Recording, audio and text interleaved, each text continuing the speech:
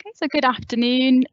Welcome to the webinar Reducing Carbon Emissions in Your Buildings. My name's Danielle from Nottingham City Council. We'll be starting shortly. I'll just give it another minute or so for anyone else who's going to be joining us to get on the call.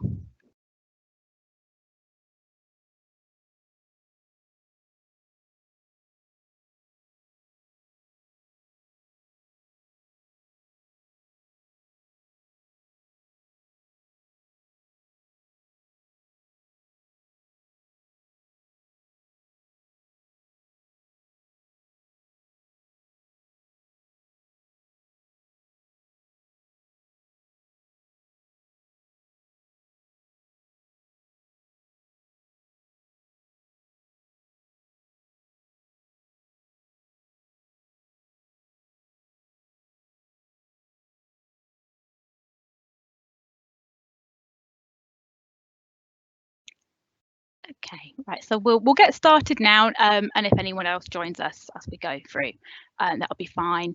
So again, good afternoon. Apologies for the slightly kind of ghostly glow that I've got at the minute. There's a strange kind of lighting situation in my room, so I've got a small lamp there, so that's what that's about. So thank you very much for joining us at this webinar.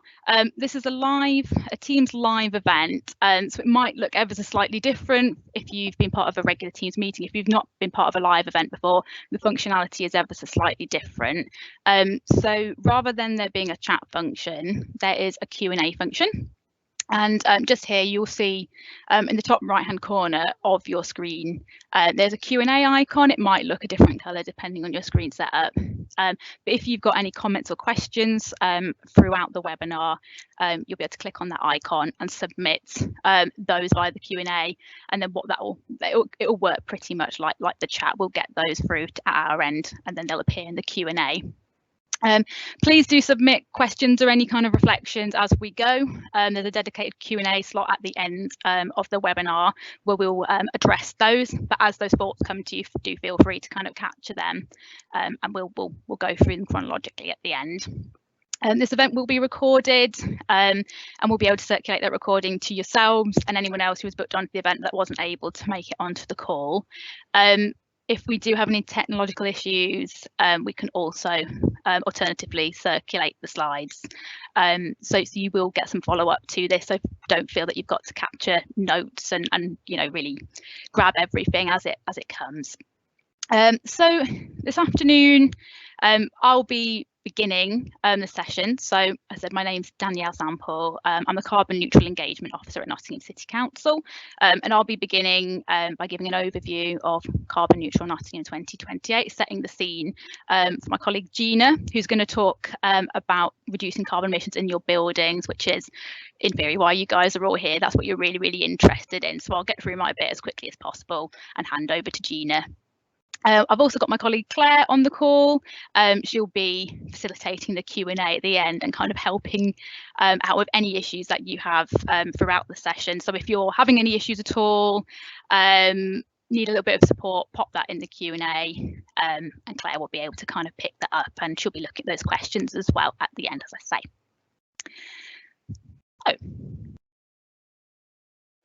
Some of you may have been to previous webinars in the series. I believe this is number 3 or 4 off the top of my head. Should know that one. But for those of you that maybe haven't, I think it is important each time that we do one of these to kind of bring that back to the context of why we're here. So these webinars are part of the We Support CN28 series. And the We Support scheme is a campaign where local businesses based in Nottingham City can pledge to support Carbon Neutral Nottingham 2028 by committing to their own carbon reduction actions. What we're really keen to do also as part of that scheme, you don't necessarily have to be a business who's made a pledge to be here today, but we're really keen as part of that to clearly communicate to businesses how they can get started on their carbon reduction journeys. So you might be here, you might be quite far along on that journey, or you might be just beginning. That's absolutely fine. So if you are unfamiliar with Carbon Neutral Nottingham 2028, or CN28 as it often is condensed to, it's Nottingham City's strategy to tackle climate change. So a climate and ecological emergency was declared at full council in Nottingham City back in January 2020, and following a period of kind of reflection, public consultation and development, CN28 and the associated action plan and charter document was what came out of that process.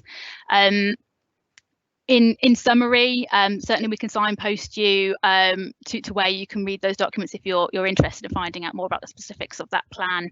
But in summary, it's a plan to reduce the city's emissions, protect the environment, but also help the citizens, those who live, work and visit Nottingham, prepare for the effects of climate change, which are locked in already. So as we've seen last summer, we're already experiencing extreme heat events. Even if we all go net zero tomorrow, those effects are locked in and they're a fact of life. So we need to make sure that our society is prepared to deal with those changes. Carbon Neutral Nottingham 2028 is the earliest carbon neutrality target date of any city in the UK. The reason that is the case is not because Nottingham wants to necessarily be the quickest or say that we did it first. It's because the amount of emissions that we produce year on year, there's a certain responsibility that we each have as a city to emit no more than would contribute to more than our fair share of what would keep global warming to less than 1.5 degrees. So in 2028, that is the period where that carbon budget, the amount that we would be able to emit before that point expires. So we really want to take action as soon as possible. We know the scale of the ambition. We know that that's a target, and lots of things need to change before we get to that. But that's where 2028 has come from, and a little bit of background to why that date in particular. So outlined in the Charter and Action Plan are a number of different carbon reduction and removal themes alongside resilience and adaptation and ecology and biodiversity. Basically, the action plan for the city is to address waste and water consumption, transport, the built environment and energy generation. So the carbon that is produced in those sectors, we're aiming to reduce that as much as possible, and also those emissions that can't be reduced as far as possible, to then look at removing those through things such as tree planting and carbon capture technologies. I've already talked a little bit about resilience and adaptation. What I'll also talk about is ecology and diversity, because it was pointed out during the consultation period that this isn't just a human crisis, this is an ecological crisis. So thanks to kind of feedback from the public and other stakeholders, that has been added into the action plan. So we're trying to remove as much carbon as possible, get that as low as we possibly can, but also increase ecology, biodiversity, those the benefits of the co-benefits of all that wildlife and green space. We're trying to increase that as much as possible, and also increase Nottingham's resilience to the effects of climate change in the future. As I said, that's a very whistle-stop tour, but we can certainly in follow-up emails, when we'll send a recording round, signpost, send you little links to show you where you can have a bit more of a read of those documents if you're interested.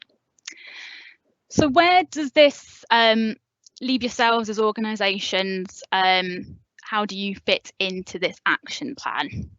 So this pie chart that I've got on the screen here, this illustrates Nottingham's greenhouse gas emissions by source. I realise I've omitted the source to kind of give you a little bit of context as to where that comes from, but this is based on government data that we receive, this kind of breakdown. And as with all kind of data sets like this, we can only be so precise because of the movable feast that is people's everyday lives and people's everyday business activities, but this is an approximate summary for us. So you can see to the right hand side of that pie chart, that orange 16%, that is attributed to industrial and commercial buildings. So that's very topical, that's what we're going to talk about today. So maybe you have business premises that will have a carbon effect based on the energy that you use within that, for example, but also the very large blue section to the left-hand side of that pie chart, 48%, that is attributed to imported consumption. So everything that we purchase, the goods and services that we use in our everyday lives as residents, but also in our business activities, all comes under that very large section of emissions. So it's a very difficult thing to tackle because lots of those emissions originate from outside of the city. But certainly through your day-to-day business practice, there may be some areas that you could influence that imported consumption. We won't be focusing on that specifically today. That will be in a future webinar. But hopefully this kind of sets the scene where there's some very clear links for kind of industry and businesses within that, but also you might spot some other points on that pie chart which you think relates to the nature of your business in particular. So what we're aiming to do in this series of webinars is, well, we know that this isn't a magic silver bullet and this isn't going to fix all of your problems or answer all of your questions. As I said, this is very much a starting point, and we really want to follow up following this series to support you further. But what we hope you'll take away from this original series is that kind of understanding of the key areas of emissions that you as a business may be producing and may want to look at addressing. So in terms of first steps, if you haven't already started exploring your organisational footprint, your carbon footprint, it's to take steps to understand that a little bit better. And my understanding is Gina's going to signpost a few reflections kind of on that in this presentation, but also consider physical and behavioural changes that you could possibly make, maybe to your premises if you own this premises, behaviourally, how you can influence your staff, your customers, those people that you work with, suppliers, for example. And certainly don't underestimate the importance and the possible gains that behaviour change can provide. But typically, for most organisations and indeed in the city, most emissions typically come from buildings, transport and procurement. So today we're focusing on buildings. In future webinars, we'll touch on transport and procurement, but hopefully we really focused on that building elements of carbon reduction, and this hopefully will be a good point for you to start looking at that if you aren't already. Okay, so that's more than enough from me. I'm going to hand over to my colleague Gina. Thank you, Danielle. Yes, so my name's Gina Clark. I'm the Compliance and Consultancy Team Manager at Nottingham City Council, and I've put a little logo in there because as of last week, we were successful in winning Consultancy of the Year, and we're all quite proud of that. I wasn't quite sure in terms of the experience or knowledge level with the attendees within this webinar, so I have kept it quite high level. For some of you, you might feel that this is just a refresher of things that you may already know. For others, you might be learning something new, but hopefully all of you at the end of it can at least go away with kind of a refreshed booster to see what you can do with your businesses and your buildings to try and reduce your carbon emissions. Do you want to move into the first slide, please, Danielle? This is probably the most popular slide of the day because it's what you can do for free. I have split this slightly, so I know this is heavily focused on building audits. However, I do feel that energy audit is important because without assessing and understanding what your building is already consuming, it puts you in a bit of a more difficult position to then assess how you can improve your buildings. So we start on the left hand side, assessing your compliance requirements. So I'm going to go into this a bit more detail in a few slides time, but that is a really important one. Reviewing your utilities. So a lot of the focus is on gas and electricity, obviously high consumption, very important, but there's also water and other things on site if you have any oil supplies, any biomass. Water is often the forgotten utility, and I am the water self-supply manager for Nottingham, so it's one that I always like to shout about. That margins are quite small, but it is one that the market has deregulated. So similarly to the gas and electricity market, you can go out there and try and source yourself a better deal potentially. And equally, if you have high consuming sites or if you're a company that has multiple sites, water self-supply in itself might be something that you want to look at. So that removes the retailer element and you purchase directly from the wholesaler. So they're all things to review. Make sure that you're on your best tariff. I'm sure that a lot of you have already done that, but it's important for those that haven't. This is your first point of call to do that. In terms of your next steps, it's submitting meter reads. I work with a lot of clients across the country, and this is something that just falls short. Ideally, you want to be doing it as regularly as possible. I would suggest, depending on, again, your business model, if you have caretakers, FM managers, maybe if you have someone that dedicated, you can say, oh, every Monday and Friday, please take note of your meter reads, depending on the accessibility of those gas and electricity meter reads. To get as much information as possible, do not be relying on your estimated bills. As an example from myself, I'm less familiar with gas and electricity for the council. As I say, I am the water self-supply manager. So when we entered into the market ourselves, we found that the bulk of our portfolio was not actually receiving accurate reads. So they were estimated, and we found that when we entered and we submitted reads for our whole portfolio, we were actually able to gain quite a big rebate back from our supplier. So it's not just financial, but it is good to get those meter reads input to make sure you're not relying on estimated reads, so you can actually have an accurate identification of what you are consuming as a property. Once you've got those, you want to put them into some sort of database. This does not have to be costed. There are lots of fancy systems out there that are really good. We as a council use something called Energy Manager or Systems Link, so S-Link for short, but your basic Excel spreadsheet will satisfy for this. I would suggest list out your sites, put your gas and electricity, make sure you're putting in your kilowatt hours, so that's your meter reads every month. And then when you receive a bill from your supplier, pop in that information in there as well, because then it's just a really good way of recording the data that you have so you can know what you're consuming. Once you have that, you want to move on to analysing the data. So you can use all of the different graph functions in there to get lots of nice things. So you can visually identify peaks and troughs. But the most important thing for this is to identify the patterns of your business and your consumption. Equally, if there's any anomalies. So, for example, if you are a business that doesn't operate on a Saturday and Sunday, and you are able to take a read on a Friday night, last person out of the office, and then one on a Monday morning, you could potentially identify if there's patterns of consumption on those 2 days that there shouldn't be. So again, they're very simplistic things, but undertaking these simple basic actions can help you reduce the consumption, because you could identify what is happening. Because as soon as you see that consumption, you want to be thinking, well, why are we consuming? Nobody's in these offices or these businesses on those days. Equally, it could be other days of the week or overnight reads. You could find that you've got computers that are left on and machinery, depending on what type of business that you have. And then you can reduce that, because it's all interlinked. If you're reducing your consumption, you're reducing your cost and you're reducing your carbon emissions. They're all linked within that process.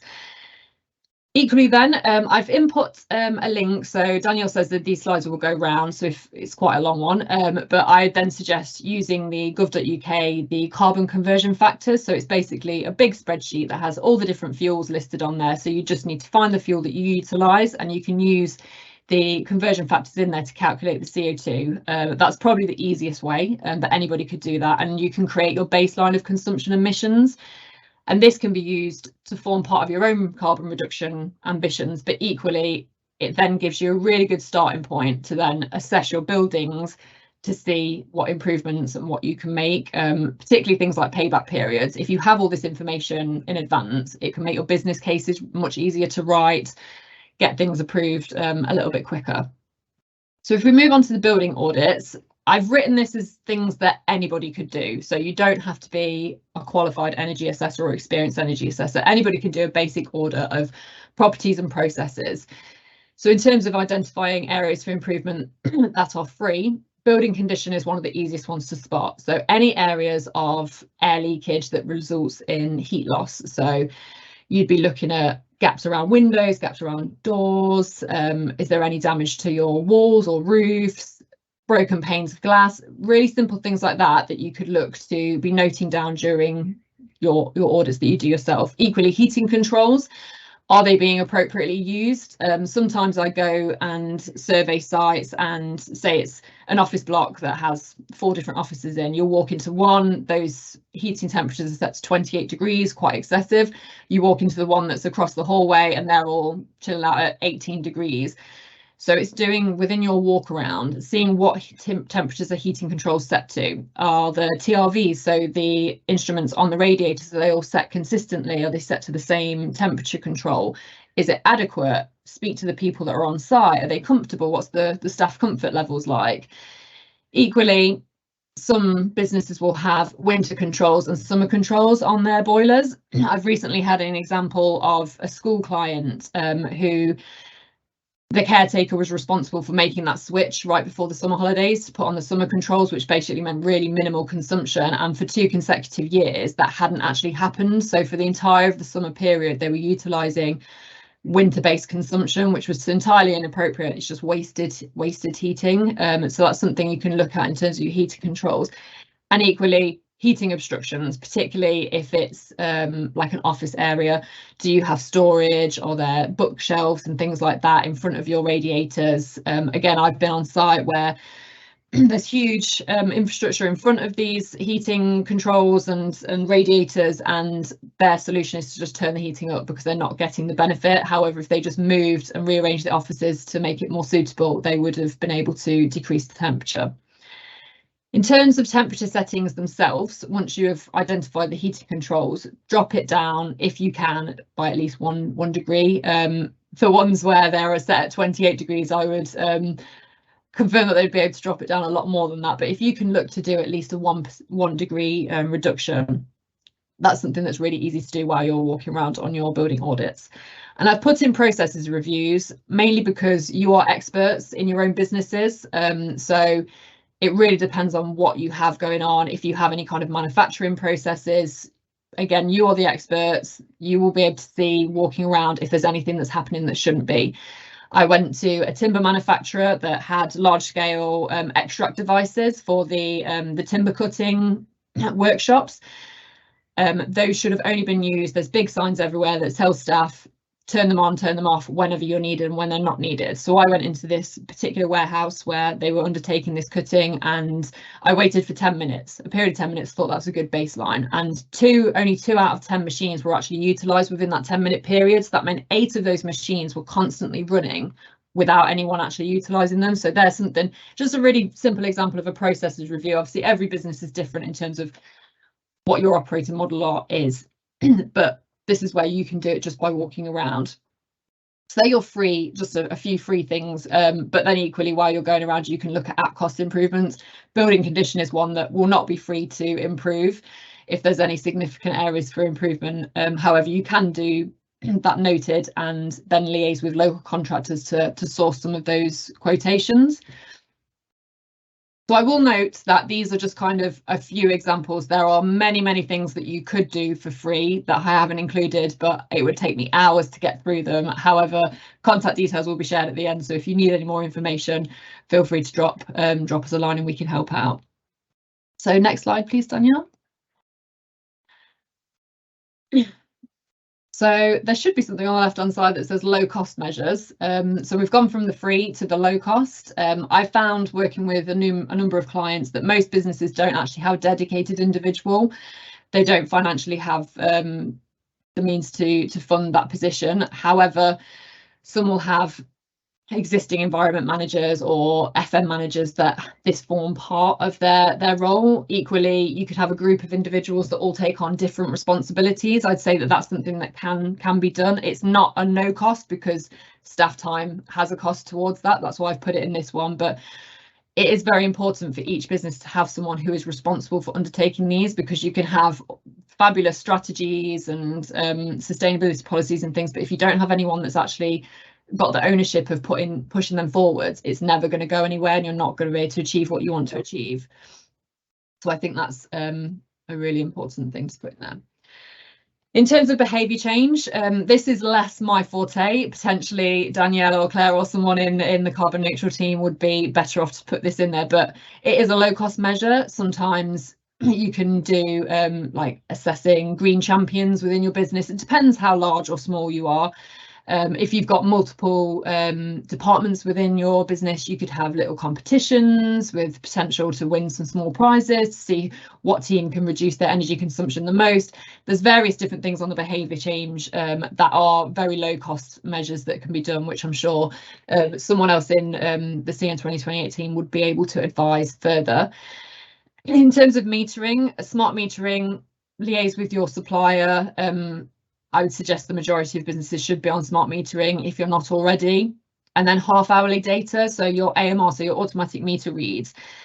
There is a cost towards this, but it would then reduce the need for you to take your manual reads. If that reduces your staff time, it could be cost negative. Half-hourly data will also give you a greater understanding of those anomalies that I mentioned previously.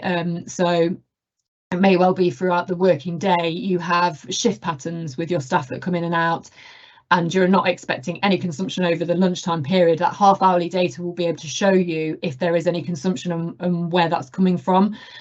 Particularly if you install sub-metering. Again, it really does depend on the size of your property, the size of your business. However, if you are a business that has a singular building, but say there are elements of office working, but then there's manufacturing parts or whatever it may be, if you have an easily identifiable separation of activities within your premises, sub-metering would be something that I would recommend, because then you can accurately identify where that consumption is coming from. So it helps you in your efforts to reduce that consumption and inline your carbon emissions. I've put small power appliance replacement in here because I don't believe I've ever visited a client where I've gone into a kitchen, a staff kitchen, and they have all AAA rated white goods in there. So replacing your small power appliances. Equally, that can go towards your computer equipment as well. So your monitors, your laptops, making sure that they are all as efficient as possible. I have listed lighting. It's further down on the list that people would maybe expect, mainly because in my experience, particularly at this day, most people have already assessed their lighting. However, if you haven't, I still go on site and find some T8s and T12s out there. Replacing these can potentially be quite low cost. The cost of LEDs has decreased and install costs have decreased, but also it's important to be mindful that LEDs are brighter than LEDs are brighter than standard lighting and historical lighting, so therefore if you have a room with 10 lights in, you may only have to replace 6 to 7 depending on the lighting requirements that you have, so therefore then the ongoing running cost for that will be less. Quite linked to lighting, I've put in sensors and timers. So your PIR for lighting, so that's your motion controlled. I would definitely recommend this for toilet areas, corridor areas, potentially even some meeting rooms if they are low footfall. I know some clients, they have individual controls for each lighting above each desk, but I think that the cost of installing that, you may as well go for your sensors, and timers are applicable to the small power appliances. So if you've got coffee machines, water coolers, anything like that, you can get them off the internet really cheaply, or your local suppliers. Get those installed, make sure that they're only consuming during business hours. And then heating and cooling controls. So I have mentioned those previously, but some people just don't have any in-house heating controls. I would really recommend that we get those to make sure that everything is in line with how you are, when things need to be consuming. And then I've put insulating pipework and draft proofing. So draft proofing I've mentioned in your building auto walk around. It's a really cheap measure that you can install. And insulating pipework, this isn't just related to hot water pipes. I'd say do your cold water pipes as well, particularly if there's any external facing pipework. It's just one thing to consider. It really helps with maintenance costs as well, and it's relatively cheap to install as well. Again, not an exhaustive list. These are just the things that I think would be, if I was going to a client, they'd be my first point of call in terms of the low cost measures that I'd be recommending. Next slide, please, Daniel.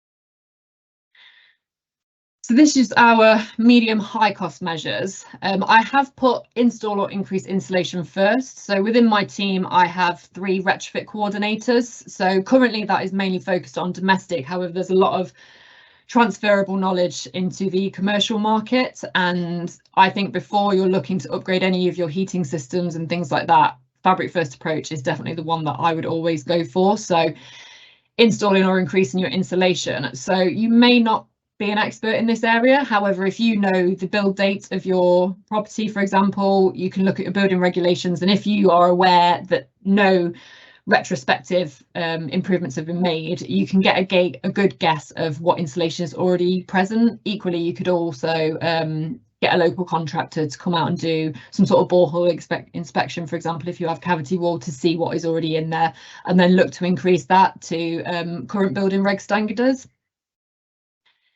Then upgrading the heating systems, as Danielle mentioned in one of her previous slides, so heating and cooling is one of your highest consumers with any building.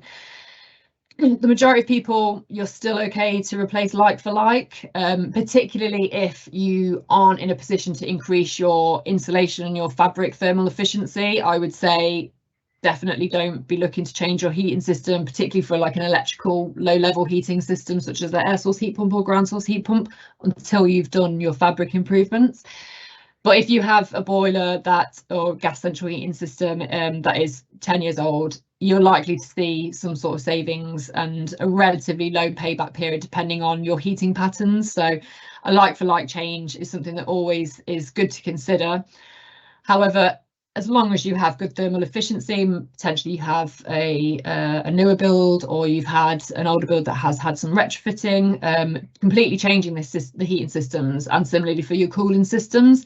So I've already mentioned the air source heat pumps and ground source heat pumps, but you could be looking at some sort of biomass. Again, it depends what business you have. I have a client that is a timber manufacturer, a separate one for the one that I mentioned earlier, and they had a lot of offcuts and waste wood that they would pay another company to dispose of. However, they got a biomass boiler expert in, they did all the different sums, and they've actually replaced their existing heating systems with a wood pellet boiler, and they're able to use all of their waste to facilitate the heating for approximately 70% of their properties. So again, it really depends what kind of waste you have, but it's always a good idea to assess what waste you have, whether it be wood, oil, any kind of other product that you could potentially utilise into changing another heating system.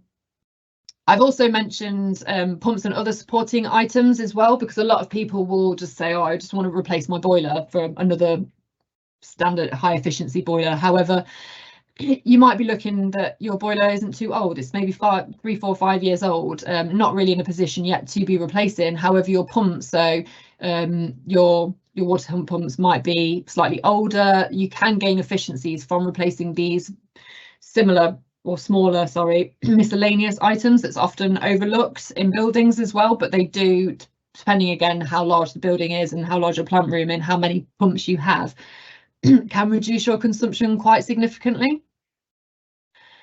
Then I've put renewables. The most popular one, particularly for the last 10 years, has been the install of solar PV, so your solar panels. There's a variety of options. The most popular is your roof, depending on the pitch and my brain's gone blank, but the south how it's pitched and how it's faced in terms of its location. But there's also other options. If you have a car park, for example, that's not shaded or covered by any of the properties, you could look at a solar carport, or ground mounted if you've got sufficient floor space. Equally, if you have quite a tall building that potentially has a lot of wind, you can look at inputting like micro wind turbine systems. Or if you have a site that has lots of land, you can be putting your standalone larger wind turbine systems in there as well. And I have put water efficiency. Again, I'm kind of a rep for the water savings. It's something that's always, or majority of the time, it's overlooked by businesses. But exchanging your taps, toilets and showers, if you have them, is always a good thing to look at. You can save a significant amount of consumption, but equally the carbon that's associated to water, because people can sometimes be less efficient with their water consumption, mainly because of the cost. But this is one where carbon reduction can really overpower the costs that you would see. So if your priority is carbon reduction, water efficiency is something that I would say definitely consider. And equally, if you have kind of external car washing facilities or van washing, anything like that, you could look to assess some sort of grey water system there as well. There's lots of different things that you can do with water which are quite exciting, but they do filter into the medium to high cost measures, so it does depend on what kind of financing you have for those. Next slide please, Danielle. So I move on to how we can help. I've covered a lot of things in the last 3 slides that are things that you can do. And if you're happy to do so, then that's great. It's all things that are self-empowerment. However, if you feel that you don't potentially maybe have the time, the resources, or the expertise, or if you'd want something that wasn't so high level and you want something a bit more detailed, this is where either ourselves at Nottingham City Council or another consultancy services would be able to help you. So in terms of our utilities, we have a utilities team that has over 20 years experience in managing our own data and assessing data of the clients that we hold. So we would be able to take a number of data sets from yourself, analyse that, provide you with a report that would highlight any anomalies that we think that you should go away and look at and assess.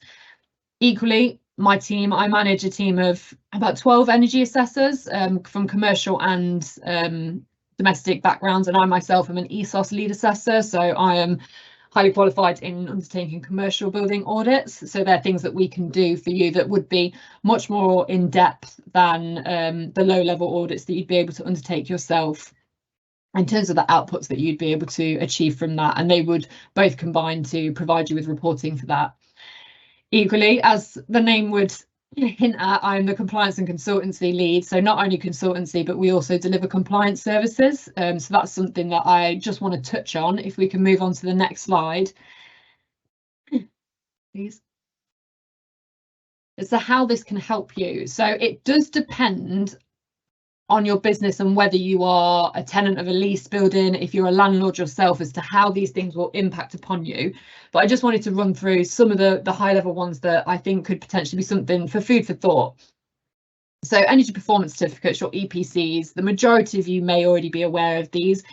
It's basically the certificated rating of the assets within your building. There is also something called display energy certificates, and they're generally only utilised for local authority public buildings, but they actually focus on the consumption of a property, whereas EPCs is based on the asset rating. So it's what is in there. It's less about how you utilise it, but it's the standards of the efficiency of what's there.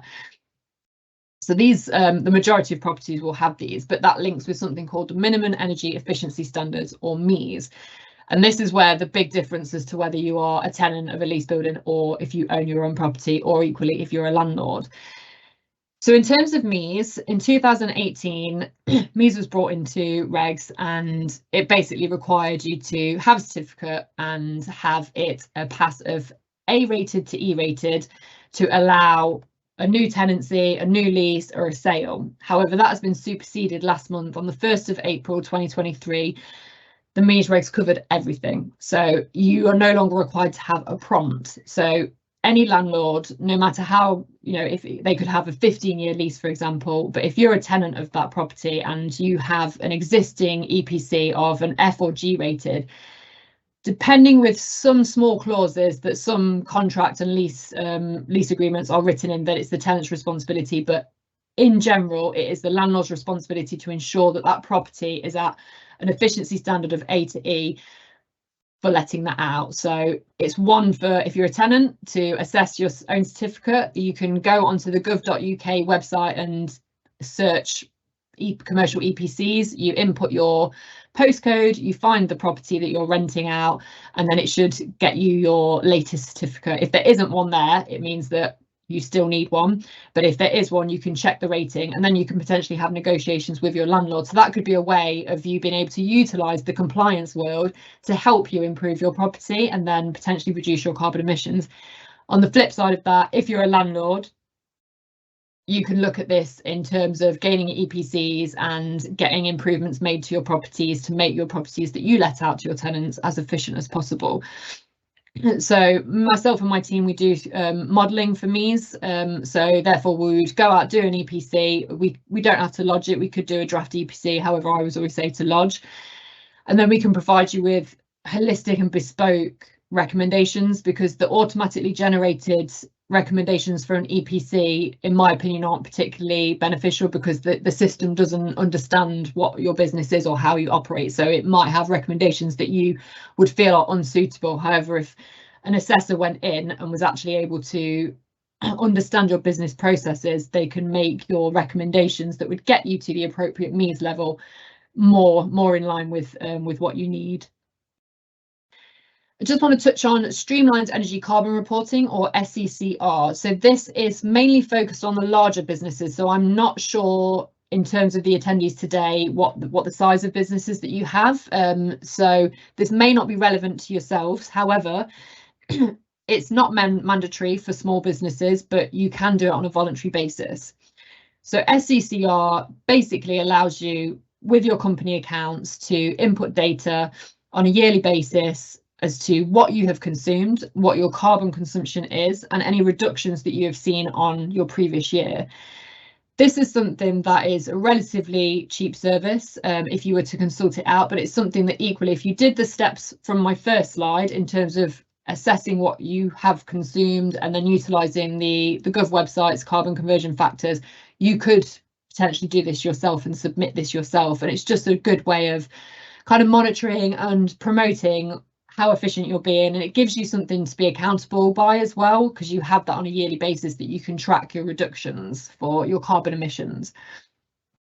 Next is Energy Savings Opportunity Scheme, or ESOS. So this is the thing that I mentioned. I'm an ESOS lead assessor, so I'm responsible for signing off all of the assessors' reports and basically helping my clients to submit to the Environment Agency. So this is one step above SECR, and it requires businesses to look at their total energy consumption, so their TEC, and areas of significant energy consumption, so their SEC. And equally, once they've done that data analysis, they then undertake a sample approach of energy audits, so building audits, for a proportion.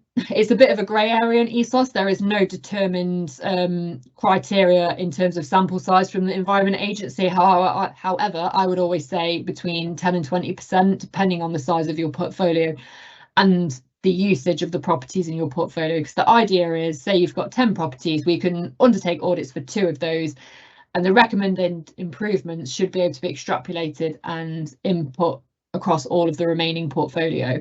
But this is only appropriate if you have a certain number of properties doing a certain number of things. So if you had 10 properties and only one of them was an office and all of the 9 were manufacturing units, undertaking an audit at the office and then trying to implement those recommendation measures on your manufacturing units wouldn't be appropriate.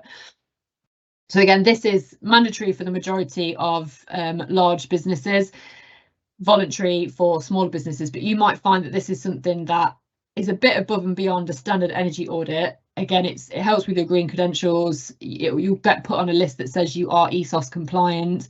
So there are a lot of benefits towards this, and ESOS only happens once every 4 years as well. So it was originally an EU standard that was brought into British regulations in 2014, and we're currently within the phase 3 compliance period. So the current phase ends on the 5th of December 2023. So if it is something that you're keen on getting involved in and having your company undertake, you should really look to start getting some information and sourcing out your ESOS assessors sooner rather than later, because we're getting a bit tight on the deadline.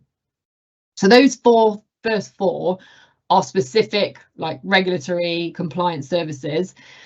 However, the final 2 that I mentioned is energy auditing and feasibility studies. So you might think, well, I don't really need any of those compliance services. However, you want something a bit more bespoke. So that's where energy auditing comes in. Again, it covers the majority of what I already said in the low-level building audit, but it gives you far more detail, and you will be provided with a suite of recommendations of what you can improve, how you can improve it, the costs associated, payback periods, what carbon emissions you're going to be achieving, that you can utilise to put forward business cases for potential improvements. And then feasibility studies, this is where you might not want us to, or another consultancy service, to assess all of your property. You might have a particular knowledge base already, say, well, we're happy with the building fabric, but we just want you to focus on the lighting, or we just want you to focus on the heating. There may be specific areas, and that's where feasibility studies come in, because we already have an idea of what you want, and we can provide a number of options, appraisals for that specific thing. So generally in energy auditing for heating, we would put forward a singular best option. However, if you said we just want you to focus on heating, we would maybe give you 4 or 5 different options with varying outcomes and different heating systems for you to be able to then go away and decide upon yourselves, maybe get some local contractors to come in and provide you with some more bespoke quotations using that information, so then you can go forward and make the changes. But all of those compliance services just allow for greater understanding of businesses and your consumption, and allow for reduction planning, particularly on the EPCs. You might already have an existing certificate, then you go away, do some improvements, and it would always be a good idea, depending on the improvements that you've made, to get an assessor in to undertake a renewal of your EPC certificate, so you can see the accurate, the increase in your performance and your energy efficiency, which in turn will also detail out your carbon reductions that you've been able to make as well. So it all links in a big circle: compliance services and the consultancy services that are available out there. I've just got a few really quick case studies just to highlight. If Danielle, next slide, please.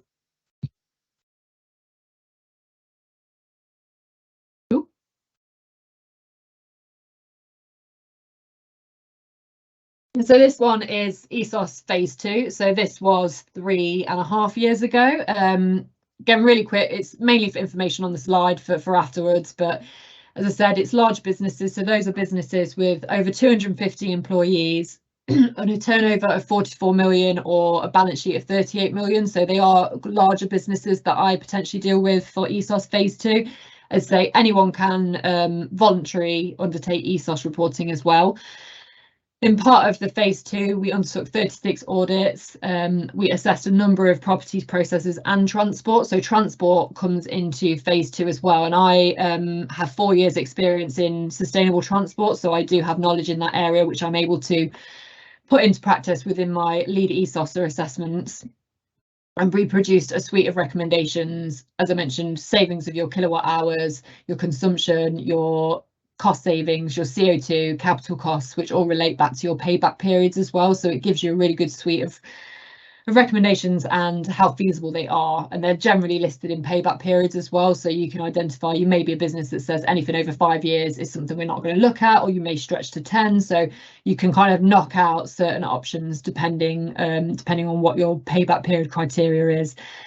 And I've noted the savings that we were able to make for clients. They were quite significant savings, and I've put just a sprinkling of the clients that I worked with in phase 2 at the bottom of that slide. Next slide, please, Tanya. I'm just aware of time, so I'm going to try and speak quite quickly. So the next one is the Public Sector Decarbonisation Scheme, or PSDS, that my team have been involved in.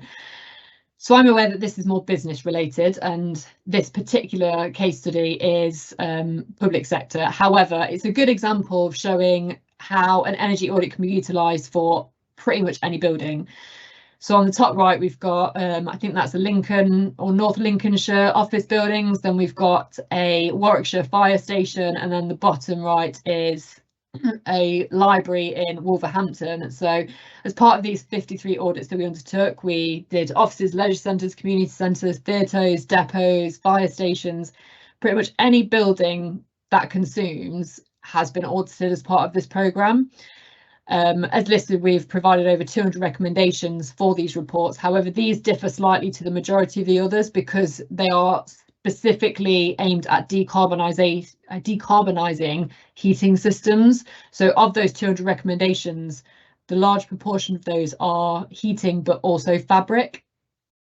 And then I've listed out the energy savings, carbon savings and cost savings that we have been able to achieve through those. There are a number of other case studies available, I think, on our website, and we're looking to get some more together as well there. So there'll be further information that you can gain from those, but it's just a nice example of what can be done in terms of properties and the savings that we can potentially gain when you undertake energy audits.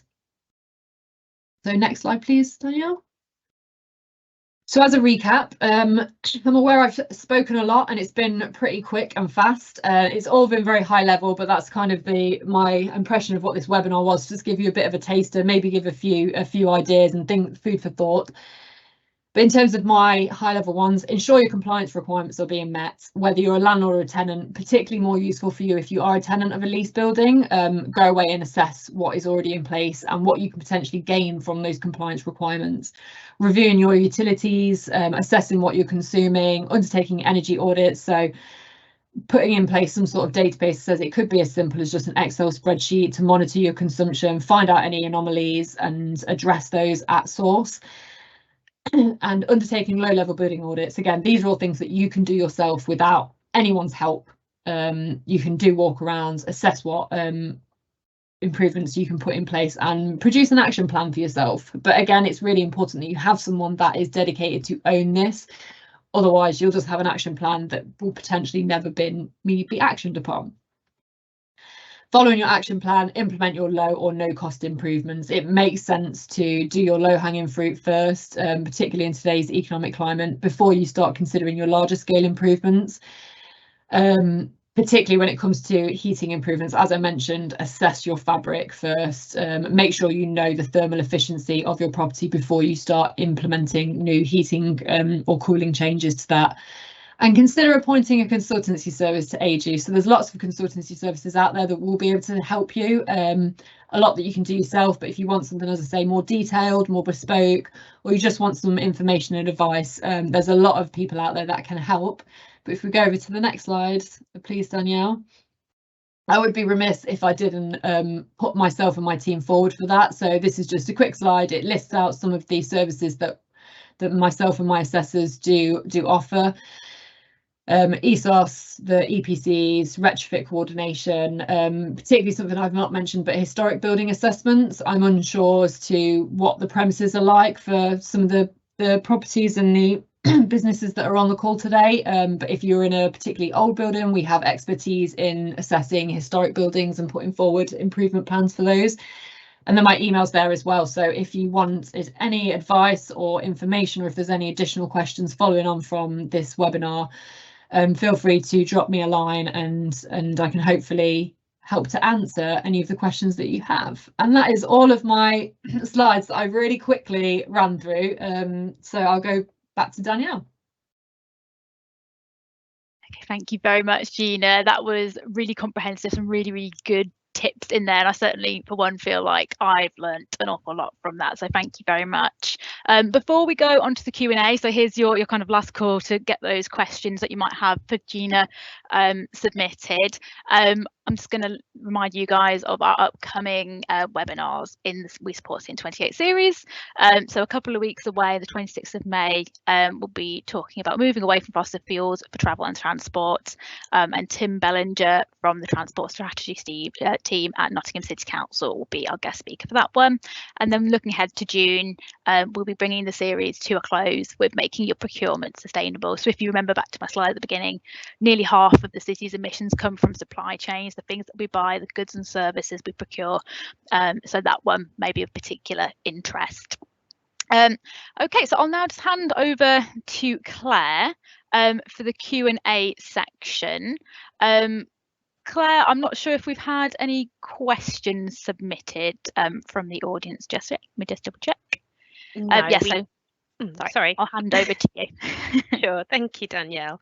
No, we haven't. As you said, I think Gina's offered us such a comprehensive presentation. She's answered a lot, and certainly I was thinking of a few questions as we were running through, and you were answering them in later stages of the presentation, so that's really good. But I think what I will focus on, if there's no questions forthcoming, and by the way, feel free to still put them in, you've got a few minutes yet, is a couple of questions for you, Gina, on people sort of starting out their journeys on doing this. So you've got a really good list there of that sort of comprehensive list of stages they can take to start auditing and baselining and understanding their start point before sort of introducing measures that would reduce their carbon.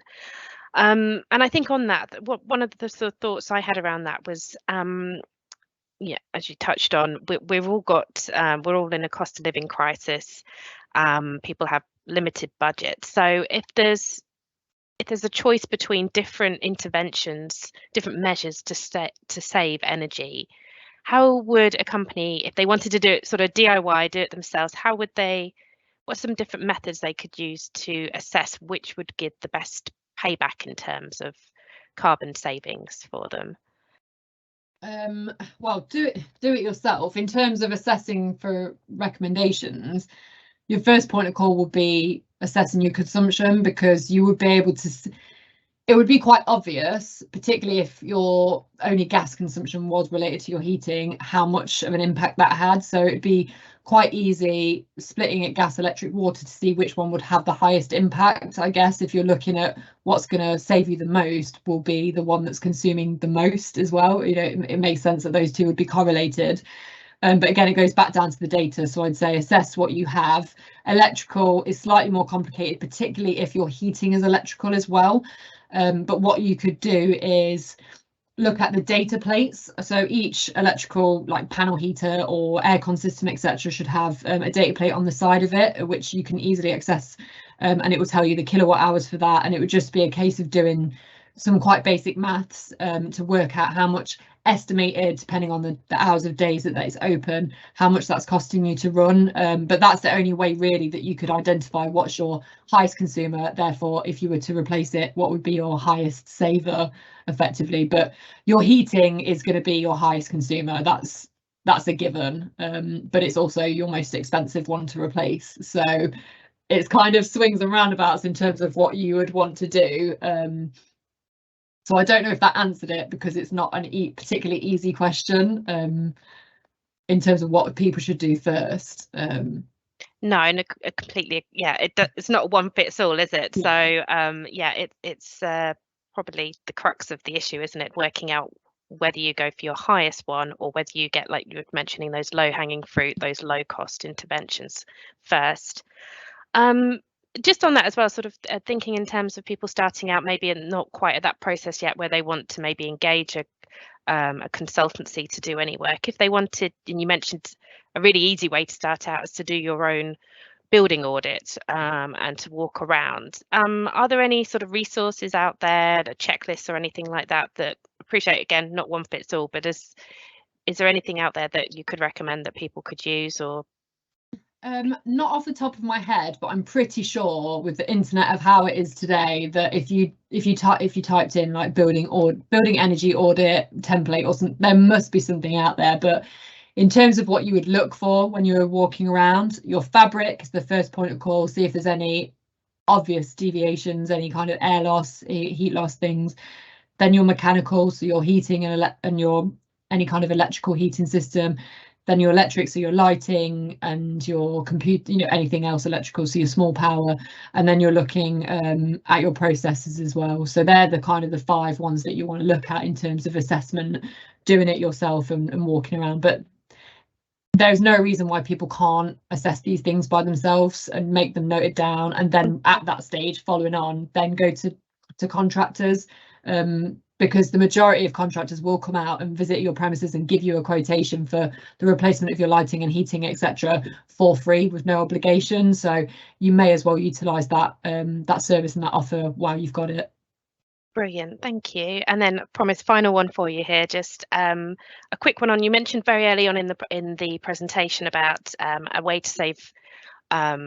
Well, to save money, to be fair, but also a more efficient way, maybe to move over to self-supply for your company of water. Sorry, I should say water.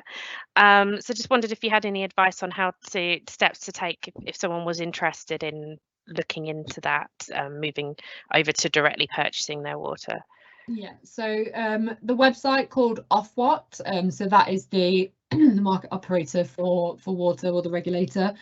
So if you go onto their website, I believe it is just www.ofwat.co.uk. I may have to double check that, but if you Googled it, go on there, type in self-supply into their search function, and there's a whole host of information about how you would assess whether you're eligible for self-supply and the steps that you would need to take. Equally, I'd be quite happy for people to ask me, but I would just say your water consumption would need to be at the higher level. So if you just have small offices, it's probably not going to be worth your while. So I'd probably just look at what other water supplies that you could go to now the market is deregulated. But if you do have high consumption of water, it is something that I would suggest that everyone looks at. Brilliant. Thanks, Gina. Thank you for your time today. And what we'll do is we'll close the portion of question and Q&A now, because we're coming up to 2 o'clock. So just left to say thank you all for attending. Thanks for listening, and also please, as Gina mentioned, please feel free to reach out to us if you've got any further questions. We will send out some follow-up information after this event, and you can use that to email us back if you'd like to follow up on anything. As always, your feedback is really important to us. We really would appreciate it if you could just take a few minutes using the QR code on here, or using the link which we will circulate, just to let us know your thoughts and how you found the webinar and what we can do going forward as well to help support you. So thank you everybody, and look forward to seeing you at the next event.